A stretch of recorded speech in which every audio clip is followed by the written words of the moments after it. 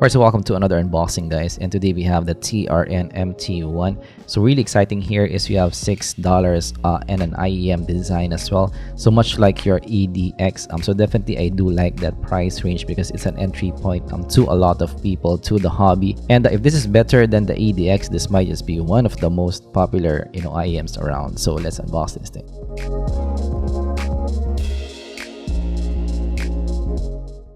Alright, so now let's unbox this thing. So this is the box that you're getting with the MT1. Actually, it's quite good for a $5, $6 pair.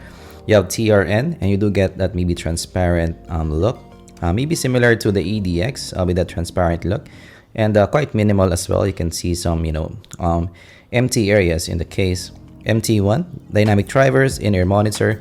So you're getting a similar configuration than your EDX.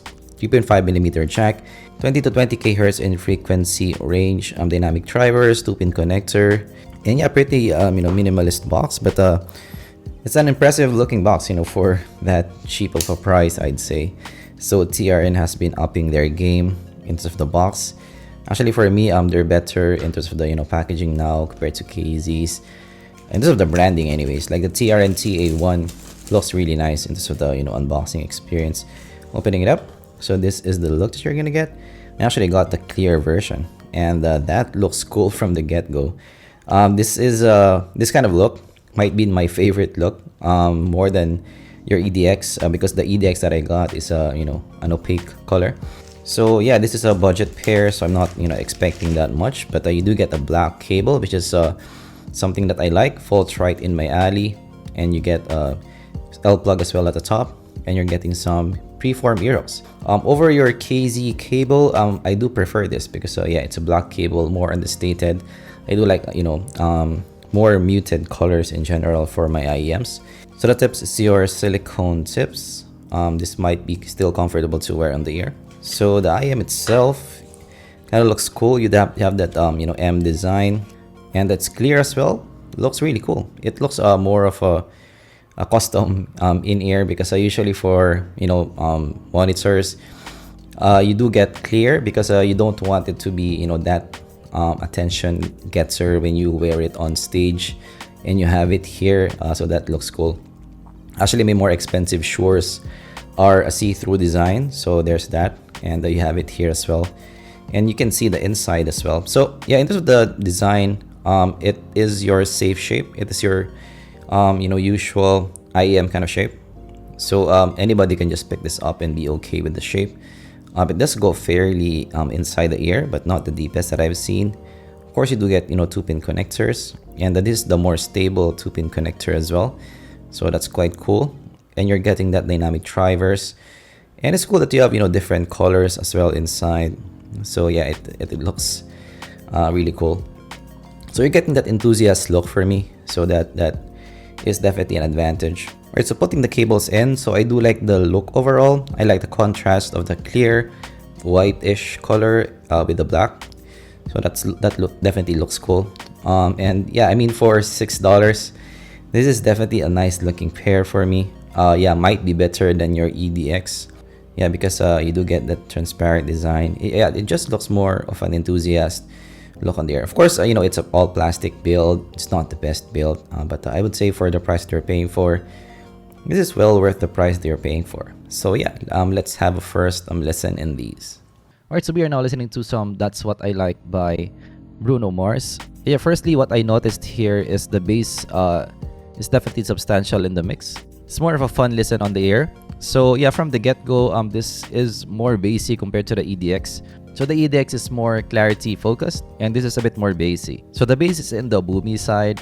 So it's a U-shaped sound on the ear. So definitely the vocals is more recessed in the mix. But yeah, the bass is substantial in the mix, but actually the highs is still here. There's some shimmer as well on top. It's definitely a musical, fun type of listen on the ear. Yeah, the first thing that I noticed is the bass response. So maybe in terms of the signature or the sound on the ear, this kind of reminds me of the ZSTXs. But of course with no BA on top. So let's try another track. Maybe some I Shot the Sheriff, Eric Clapton. Yeah, the bass is definitely prominent in the mix in this track as well. But yeah, the highs have that shimmer still. So the cymbals in this track has that energy, has that shimmer. And I would say not that bad body overall on top. So I can see that maybe this is a double horns tuning at the top. We're gonna measure it later. So definitely there's that nice energy there, but it's not that thin. So I've heard of thinner tops than this, so not bad overall in terms of the cymbals. So Eric Clapton's vocals, yeah, it's not the most prominent in the mix. Definitely listenable, but this is recessed in the mix. And also small vocal as well. So this is not for vocalists, but actually it's quite revealing still in the mix because yeah, usually for I Shot the Sheriff for some IEMs, the vocal of Eric Clapton is a bit mixed down to be a bit more laid back. His vocals here is still quite revealing in the mix, but yeah, not the thickest vocal. So let's try another track, maybe some Let's Groove or Earth, Wind & Fire.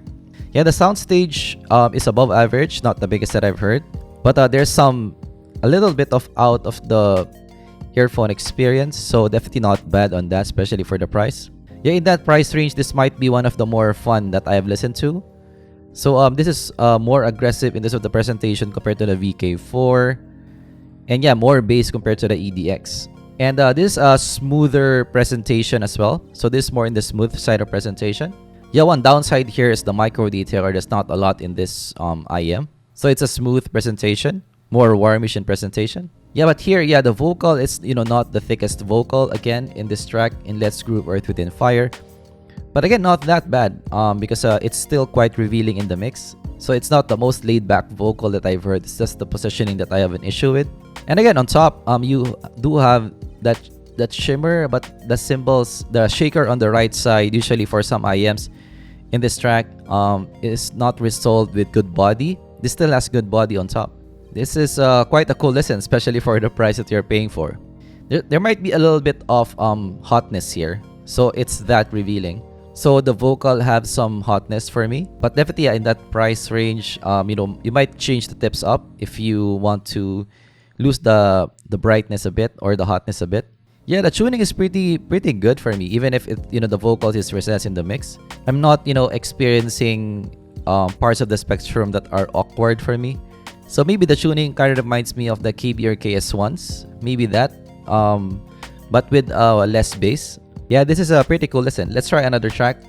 Let's try some Dream Theater, You Not Me. Yeah, the bass is again prominent in the mix, but actually, yeah, not the most bassy pair that I've heard. So yeah, for bass heads, this is a bit better for you, but it's still not equal to your Blondes, your KS1s. I'm kind of liking this more than the EDX. Yeah, but there's not a lot of micro detail here because usually for distorted guitars, I do experience some micro detail in other IEMs, so that's one downside in this. The bass is substantial, it's boomy, but it doesn't go that deep, so that's one downside as well. Let's try some Toe, Everything Means Nothing. Yeah, for this instrumental track, I'm liking the listen. Yeah, comparing it to the EDXs, this definitely goes to my top 5. And what's nice in this is this is a $5 pair, so this can be a good baseline for you to start and maybe improve the tips if you like to tame down some hotness. So let's try some female vocals, Paramore. Yeah, but the tonality is not the best here. So very TRN. Usually TRNs have more aggressive presentations, and you can see it here as well. Even the female vocal is recessed than what I would like. So the vocal for me, yeah, the presentation, the tonality is still not the most natural that I've listened to. Maybe some It's My Life by Bon Jovi. Yeah, in this track, the mids is really important for this track, and because of that recessed mids, the sound comes across as a bit thin for me. So yeah, definitely that's one downside. It's the positioning of the mids. Yeah, but actually the air frequencies, now that listening to it more, I would say it's not a KZ type of air frequencies. The KZs will still be more pronounced in the mix. So if you like a more 12K peak or air frequencies, you might still like the KZ over this. So this is a warmer sound on the air, so the air frequencies is more toned down in the mix. Alright, so we now measured the MT1, and it's very similar to the EDX, but yeah, it's very different than the VK4. So definitely it's your fun kind of tuning. It's a 2021 tuning. So looking at the tuning, actually they're very similar to the EDX. Might be the MT1 is trying to get at the market of the EDX. So you both get that U type of shape with that double horns at the top. But definitely, as I mentioned, yes, the EDX has more of that 12K peak, more of that Chi-Fi peak on top. So the EDX on the ear will have more clarity at the top, and yeah, that peak has definitely that effect on top. So you get a brighter sound on the ear, but they actually have the more 5K peak in the TRNs compared to the EDX. So yeah, looking at the measurements, you do get that dip going from the base region going to around 1K, which is your valley for your V type of shape.